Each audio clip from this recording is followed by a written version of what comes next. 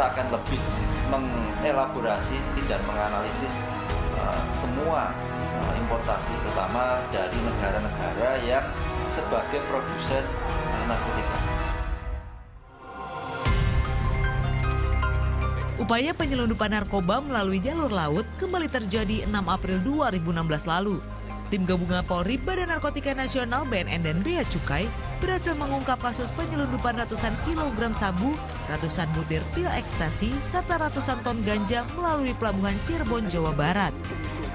Dibandingkan melalui jalur udara, jalur laut masih menjadi idola para kurir narkoba membawa masuk barang haram ini ke Indonesia. Mereka memanfaatkan peluang keberadaan pulau-pulau kecil dan daerah perbatasan perairan yang dijadikan jalur tikus penyelundupan narkoba.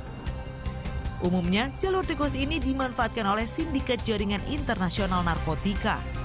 Pelabuhan sekarang ini menjadi primadona karena pelabuhan itu bisa mengangkut jumlah yang besar. Sementara kalau bandara, udara itu jumlahnya relatif kecil. Biasanya ditempel di tubuh dia, di koper.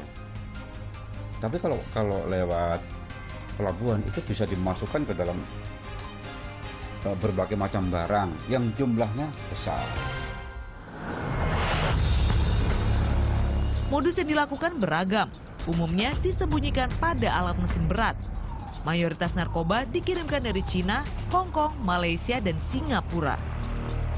Salah satu mantan kurir narkoba, Ori, mengakui sistem pengamanan dan pengawasan pelabuhan di Indonesia kurang optimal. Sejak 2001 ia telah bekerja sebagai kurir narkoba, namun aksinya tak bertahan lama. BNN dan polisi menciduknya. Ia pun diberi sanksi buih selama 4 tahun. Dia nggak masukin, nggak masuk riuk, nggak masuk enggak. Tetap perahunya itu atau kapalnya itu masukin, tapi sebelum masukin itu udah di drop duluan gitu.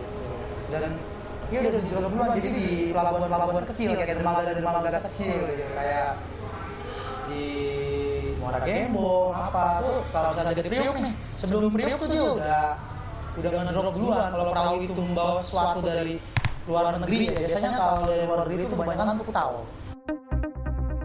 Sebelum kapal besar pengangkut barang dari luar negeri melewati jalur resmi, ada oknum yang sengaja melempar atau menjatuhkan barang haram tersebut ke laut. Selanjutnya para kurir datang melalui jalur tikus untuk mengambil kembali barang tersebut. Nanti ada satu titik yang namanya gudang. Di gudang itu baru itu dikumpulin semua, dicak gitu, udah dapat. Kita tuh biasanya di situ juga kita minum, mabok-mabok, ngomongin itu. Iya. Dan itu juga ada penjaganya, dan sekeliling warga itu udah dilindungin. Jadi warga itu udah dapat apartemen, kalau sekarang tuh udah dibayar lah. Jadi kalau ada apa-apa yang mencurigakan tuh kita tuh udah tahu duluan. Karena warga juga udah disuntik gitu, udah didoktrin, udah ditembak-tembak. Inilah titik lintasan internasional yang berpeluang dijadikan sebagai pintu gerbang penyelundupan narkoba. Di antaranya Pelabuhan Dumai Riau, Pelabuhan Jepara Jawa Tengah, Pelabuhan Cirebon Jawa Barat, dan Pelabuhan Tanjung Priok Jakarta Utara.